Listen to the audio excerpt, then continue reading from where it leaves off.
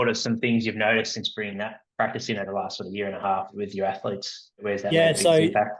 Ross's Hmm. influence there has been how can you ask better questions? How can you take more time to understand not just the needs of the athlete in front of you, but who they are? What experiences do they bring to the table? Because that's the point of difference when it comes to delivering as a coach. And I think it's something that we can all become a little bit better at. It's everyone talks about the importance of questions, but you're not trying to be their friend, right? You don't necessarily want to know what they did at the weekend. It's asking those good, insightful questions that build a relationship of trust and can showcase your expertise at the right time. So that's where Ross has really helped me with my thinking as a coach. How much time are they spending in the water and compared to land training for a Mm, surfer during the week? yeah, this is something I've had to learn with surfing, right? It depends because if it's so reactive to the weather, in the morning it could be amazing, perfect Right. conditions. So surf for 5 hours, and then the afternoon the forecast changes and they come in, and that's when you might be able to do some dry land work. But it's tricky because it is so different to team sports, for example, where everyone arrives at 8 o'clock, everyone's on field from 9 till 10:30, and then they're in the gym at 1 o'clock, and Mm. everyone runs to the same cadence. Whereas writing a great program for a surfer means they have to be able to wake up in the morning, look at the water and go, that's no good. I'm going to do gym. I'm going to do gym right now in my room at the house I'm staying at in Hawaii.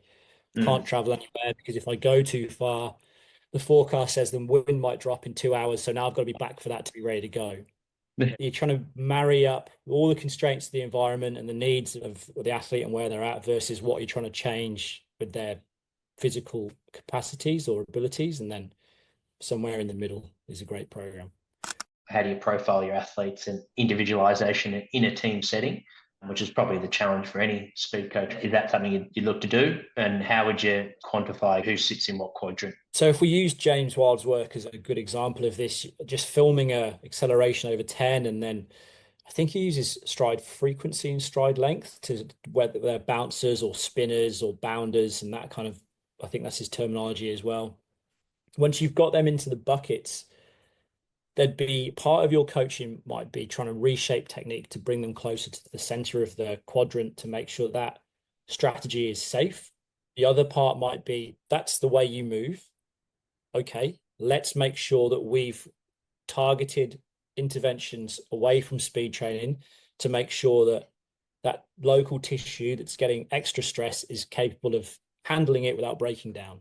Yeah, So yeah. for a group that might be more susceptible to calf work, you're going to push them into some more resilience and robustness work for their calves. And then the hamstring group will do something different. You might not individualize your session, but you'll individualize your interventions in run prep and then in the strength program to make sure that they're getting what they need when they go and do the thing. It's harder to change. The rib cage pelvis sort of alignment, when you're seeing some funky things there, what are your sort of go-tos? Is it a matter of cues and getting touch and letting the athletes know this is what it should feel like? We start in the gym with hip lock work. It's a great way to connect rib pelvis connection and get some stiffness through your stance leg. And that's the reason I use it. And there's a whole host of ways that you can teach hip lock or challenge postural demands, but it's the best way for getting rib pelvis connection that I've found. And then we take that feeling and we move it into marching. And you do plate in front marching, or you stick overhead a lot, that's okay. But I think something that's out in front of your body that can be 1 or 2 kilos, you have to light up here. You can't do it with sloppy technique. You mentioned something around getting players' insights. How does that look like with session planning? Yeah, even if they're a rookie, even if they're a 15-year-old, you still ask them. This idea Mm-hmm. of co-design, I think when you people have this idea, it's like 50-50. It can be Mm-hmm. 90-10, but that 10, it was really important. So I'm Mm-hmm. always going to ask the athlete if we're trying to work on something that has an opportunity to influence what they do on the field, which is hopefully what you're doing, right? Yeah, I think bringing the coaches in on that to get they're the expert there. So you bounce your ideas around the table with them, using an analyst at the club as well, because they might be able to communicate the style of play or what they see with an athlete in a way that the coaches can't, or it's just a different opinion.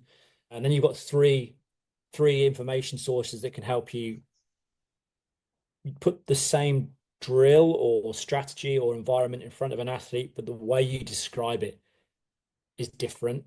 And that different description means that the drill is then different. That's a part of that session design, is what you say. So shaping your message to fit what that athlete might want to hear or might think is important is a critical part of that process.